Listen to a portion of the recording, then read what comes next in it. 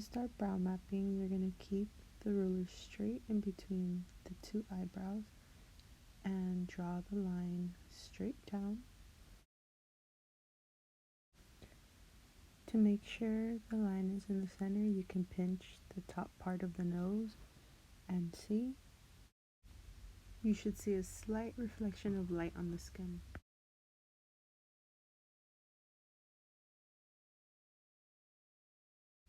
Next, we're going to see where the beginning of the brow starts. Keep the ruler straight on the crease of the nose and draw the line to find the beginning of the brow.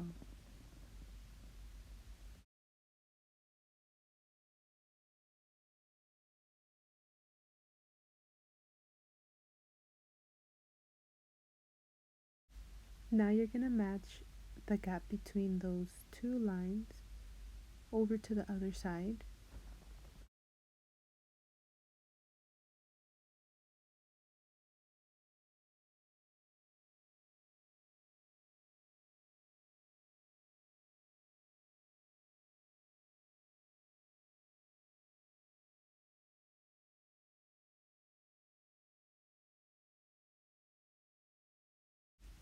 And now that you have these three lines, you can measure the distance between the gaps and make sure it's the same.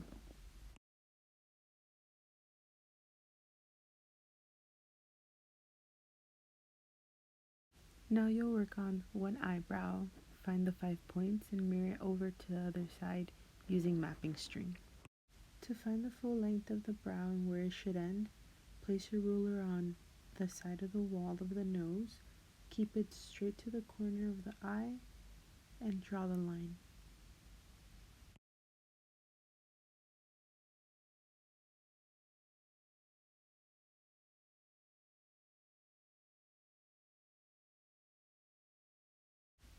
So based on the length of her nose and the end of the eye, this is how long her eyebrow should be. So once you get the full length, divide the brow by 3 sections. You can just eyeball it.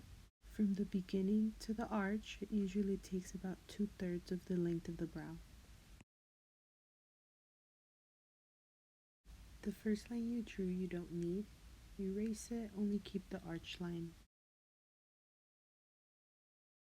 To verify and find point number 2, which is the arch, follow the client's hairline and draw your line straight across. But if your client doesn't have any brow hairs to follow, another way you can find point 2 is by keeping your ruler on top of the brow bone and sliding it down until it stops on its own. You just have to do one side while using your ruler, keep it straight, and measure the length from the beginning to the arch and match it over to the other side.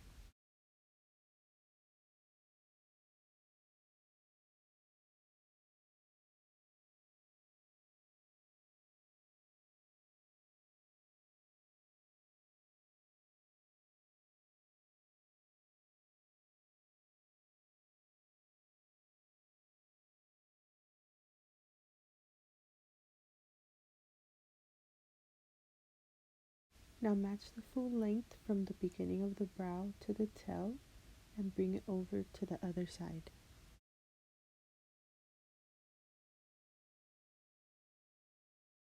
You can always reposition your client's head to help you get a more accurate measurement.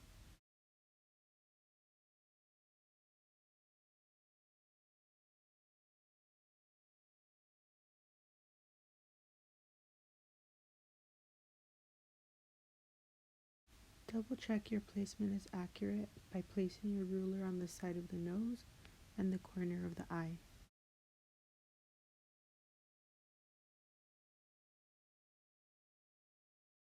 Next, we're going to find all the number points from 1 to 5. Extend the lines with the mapping string before finding your points.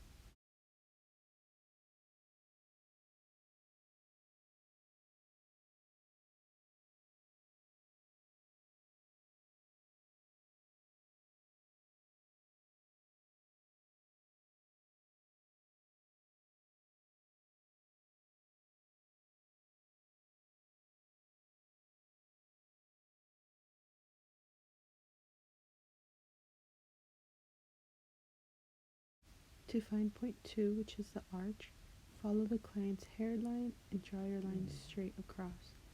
But again, if your client doesn't have any brow hairs to follow, keep your ruler on top of the brow bone and slide it down to point 3, which is the end of the brow tail.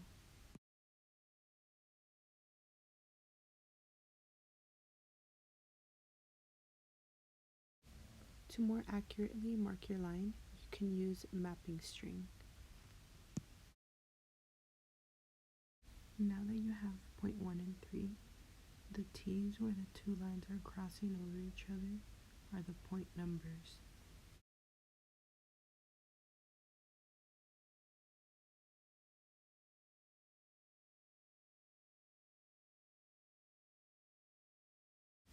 To find point 4, you will either follow the client's natural brow hair and draw the line straight across, or you can use your pinky.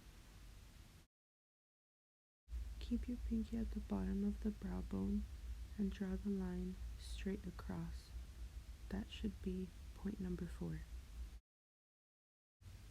Mirror your line over to the other side. Point 4 might be a little too high or low, but later on we still have to ask the clients to see if there's any changes. In this case, I just used the hairline and drew the line straight across. Now I just check with my pinky that the point is actually there.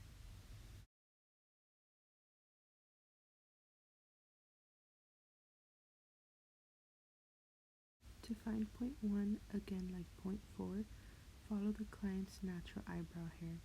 You can also ask your client how thick she would like her eyebrows and draw the line straight across, or you can follow along with their natural brow thickness. We have now found point 1, which is the beginning of the brow, point 2, which is the arch, point 3, which is the tail, and point 4, which is the lower beginning of the brow. Now all that's left to find is point 5, which is the lower arch. Measure the thickness of the beginning of the brow and bring it over to the arch. That's how you will find point 5. The thickness of the beginning of the brow and the arch can be the same, or the arch can be a little bit thinner. Double check your measurements just to make sure everything is looking good. Now that you have all number points from 1 to 5, you will use the brow mapping string to mirror one side over to the other. Keep your string straight across at number 2 so you know exactly where number 2 starts on the other side. Pressing the string down, drag it over to the other side, making sure you don't go back and forth too much to keep the string as thin as possible. The last point needed is point 5 on the other brow, so what you do is measure your arch and mirror it over to the other side.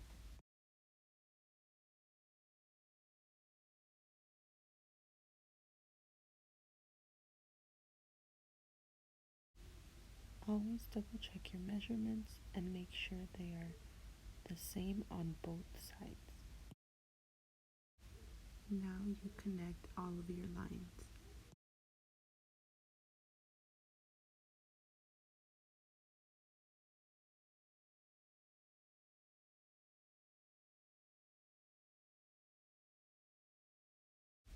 A tip to make sure the eyebrows will not look droopy: the tail and the lower beginning of the brow must be on the same level.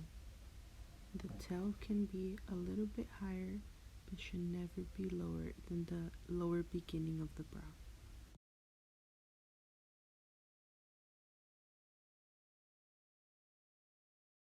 Take your time making sure that your lines are straight.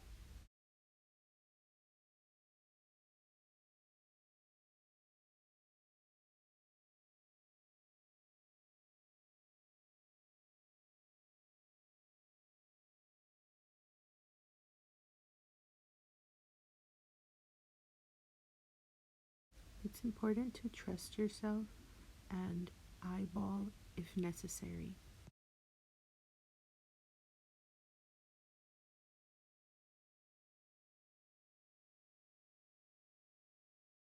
Make sure your lines cross over perfectly as you're connecting your points.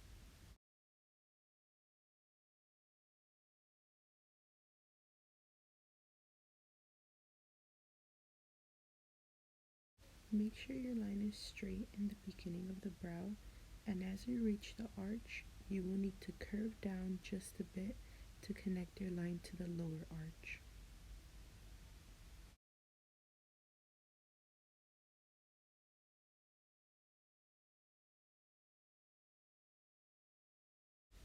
After you finish with your shape, you can have your client sit up and see if their eyebrows are even and if they want to make any changes.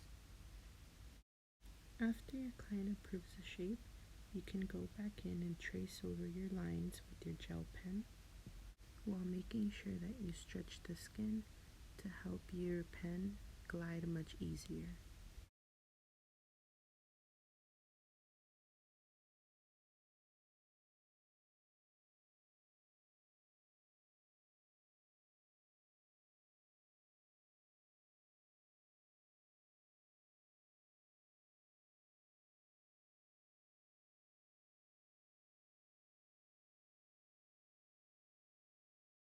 You can clean the inside of your outline by using a thin cotton swab. It can be slightly damp with water.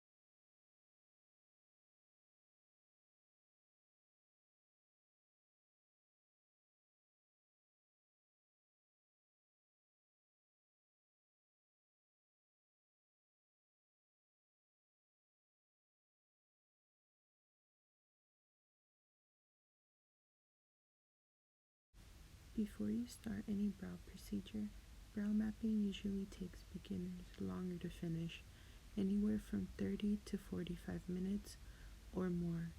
But the more you do it, the faster you get. Practice makes perfect.